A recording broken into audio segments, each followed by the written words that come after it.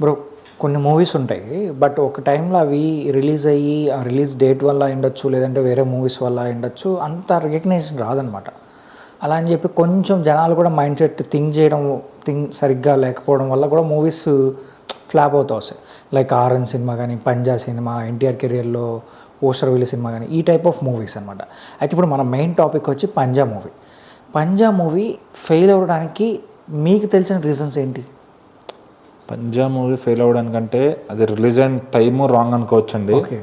So already ఆ కైండ్లోనే fans అందరూ ఏం ఫీల్ అయ్యారంటే సినిమా వచ్చిన టైంలో ఇది బాలు సినిమా లాగా ఉంది, పవన్ కళ్యాణ్ గారు బాలు సినిమాని మళ్ళీ తీసినట్టుంది, సేమ్ విలన్ కోసం తను పనిచేస్తూ చివరికి విలన్కి ఏదో తిరగడం అనే కాన్సెప్ట్ ఏదైతే ఉందో అది బాలు నుంచి తీసుకున్నారనిపించింది.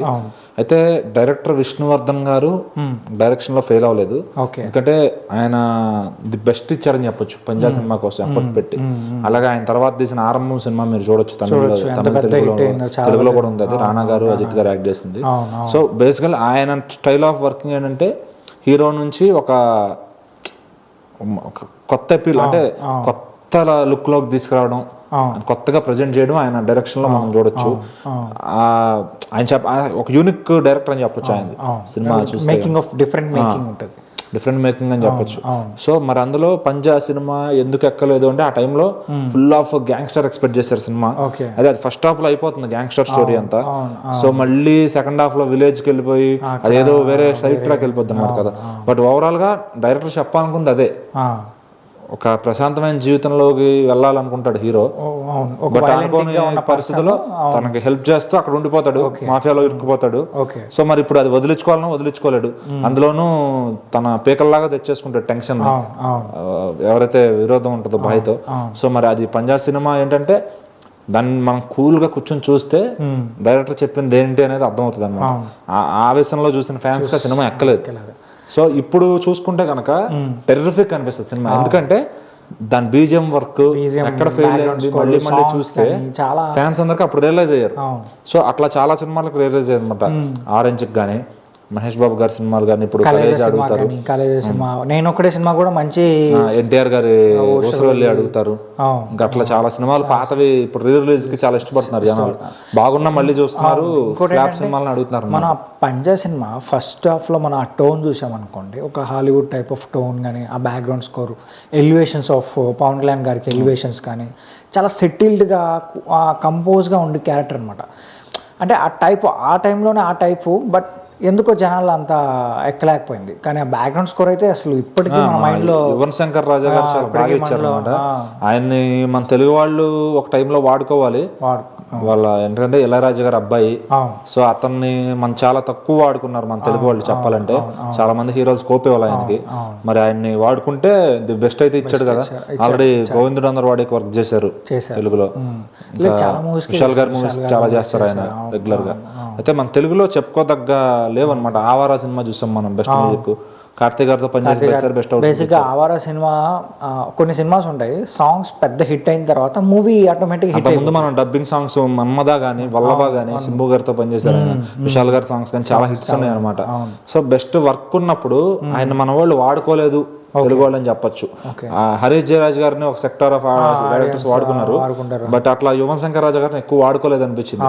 వాడుకుంటే అలా పంజా లాంటి ప్రొడక్ట్స్ చాలా వచ్చాయి.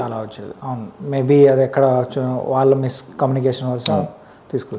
బట్ అయితే పంజా సినిమాని మళ్ళీ రిలీజ్ చేయాలని చెప్పి ఒక టాపిక్ అయితే నడుస్తుంది. సో రిలీజ్ ఎంతవరకు ఆ మూవీకి అవసరం అని మీరు అనుకుంటున్నారు? డెఫినెట్లీ అండి. అందరు ఇప్పుడు మళ్ళీ ఒకసారి ఆ హ్యూజ్ సౌండ్ ఏదైతే ఉందో దాన్ని మళ్ళీ థియేటర్ లో రివ్యూ 4K వర్షన్ లో మనం మూవీ 4K అని కాదు, క్వాలిటీ ఎలా ఉన్నా కానీ ఎక్స్పెక్ట్ చేసే సౌండ్ అండి. ఆ క్వాలిటీ ఆఫ్ సౌండ్ ని అప్పుడు థియేటర్ లో అంత చూసినప్పుడు ఫస్ట్ ఎక్కకపోవచ్చు, మళ్ళీ రీవిజిట్ చేస్తే ఆ అనుభూతిని వాళ్ళు అభిమానులు అయితే పొందే అవకాశం ఖచ్చితంగా ఉంది.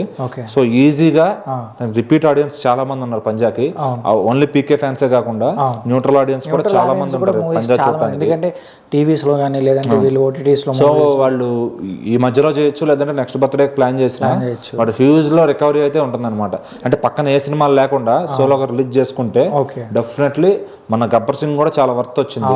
కలెక్షన్ దగ్గర 10 కోట్ల దగ్గరికి వెళ్ళినట్టుంది. సో ఇప్పుడు మరి దీనికి ఇంకా గబ్బర్ సింగ్ అని ఎక్కువ డిమాండ్ ఉందని చెప్పొచ్చు పంజాకి. ఎందుకంటే గబ్బర్ సింగ్ ఫ్యాన్స్ ఒక్క పక్కన పెట్టేస్తే పంజాకి ఏంటంటే న్యూట్రల్ ఆడియన్స్ ఎక్కువ. అదే డెఫినెట్లీ నేను చెప్తున్నది ఆ మ్యూజిక్ ని అనుభూతి చెందాలి, మ్యూజిక్ బాగుంటుంది, సాంగ్స్ గానీ అంత pleasant of songs, everything work అంతా బాగుంటది. మళ్ళీ రివ్యూ చేసేదానికి కూడా బాగుంటది సినిమా. ఎక్కువ దాని హెచ్డి ప్రింట్ కూడా యూట్యూబ్ లో కానీ అక్కడ అంత క్వాలిటీ ప్రింట్ దొరకదు, వేరే ఏదో పేజెస్ లో కట్స్ తో ఉంటది. కానీ మూవీ అంతా ఫుల్ ప్లెజ్డ్ మూవీ, మళ్ళీ ఒకసారి రివిజిట్ చేయడానికి. ఎందుకంటే ప్రతి సాంగ్ కూడా పవన్ కళ్యాణ్ గారి మ్యానరిజమ్స్ కానీ ఎక్సలెంట్ గా ఉంటాయి అనమాట. లవ్ సాంగ్ అయినా, ఎనర్జెటిక్ సాంగ్ అయినా, మాస్ సాంగ్ అయినా. అండ్ సెకండ్ హాఫ్ లో వచ్చే కూడా బ్రహ్మానందం గారి కామెడీ కూడా పర్లేదు అక్కడ, బాగానే మళ్ళీ రీవిజిట్ చేస్తే they can feel the BGMs కానీ ఏదన్నా మళ్ళీ ఫీల్ అవుతారు. సో ఇంకా అది ఆ ప్రొడ్యూసర్స్, ఇది అఫీషియల్ గానే అఫీషియల్ న్యూస్ అన్న ఇది. అంటే అదే ఆ ప్రొడ్యూసర్ గారు అన్నారు మళ్ళీ చేస్తే ఎలా ఉంటుంది అని. ఆవిడ కూడా క్వశ్చన్ మార్క్ లాగా అడిగారు అనమాట, నీలిమా తిరుమల శెట్టి గారు. సో ఇప్పుడు ఆవిడ మరి ఇంకా దానికి ఆర్కా మీడియా వాళ్ళు అందరూ మాట్లాడుకుని దాని ప్రింట్ వాళ్ళ దగ్గర ఉంటుంది కాబట్టి ఆబ్వియస్లీ థియేటర్స్ లో ఒక మంచి డేట్ చూసి క్లీన్ గా ఏ సినిమాలు లేని. యాక్చువల్ గా ఏదో రీసెంట్ గా ఒక ట్వీట్ పెట్టారు అనమాట, ఏంటంటే ఒక కాన్సర్ట్ లో ఈ సాంగ్, అవును పంజాబ్ సినిమా సాంగ్ థియేటర్ లో ఇంకా కన్సర్ట్ అయిపోద్ది ఆటోమేటిక్. ఆరెంజ్ అట్లా అయిపోయిందో అదే విధంగా కన్సర్ట్ అయితే డెఫినెట్ గా అవుతుంది అనమాట. మరి ఇక ఎప్పుడు రిలీజ్ చేస్తారు అనేది మంచి డేట్ చూసి. మీరు మీలాగా నాలాగా ఫ్యాన్స్ ఇంకా చాలా మంది ఈ మూవీ కోసం అయితే వెయిట్ చేస్తున్నారు.